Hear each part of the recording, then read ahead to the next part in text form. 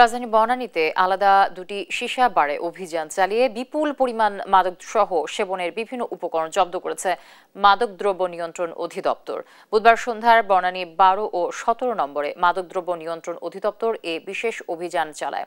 অভিযানে 15 কেজি সীসা, 13টি হুক্কা, 10 কেজি কয়লা এবং সীসা গ্রহণের উপকরণ জব্দ করা হয়। সীসা সেবনের মাধ্যমে তরুণদের মধ্যে নেশা ছড়িয়ে পড়ছে এমন অভিযোগের ভিত্তিতে আল গ্রিসিনো ও হাবানা ক্যাফে অ্যান্ড রেস্টুরেন্ট অভিযান পরিচালনা করা হয় বলে জানিয়েছে ডিএনসি।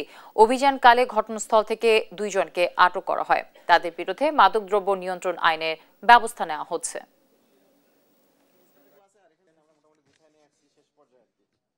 আমরা প্রায় 10 কেজি 10.5 কেজির মতো সীসা, যেটা আপনারা দেখছেন, এবং সীসার অন্যান্য উপকরণ, সীসার যে হুক্কা, তারপরে সীসার যে এই যে মুখগুলা, ওই যে বস্তা, 2 বস্তা ওটা দেখতে পাচ্ছেন। তারপরে এই কয়লা পেয়েছি 10 প্যাকেট, যেটা সীসা ইউজ করতে লাগে। সীসা সাবানের একরকম পাইপ পেয়েছি আমরা প্রায় 2 বস্তার মতো।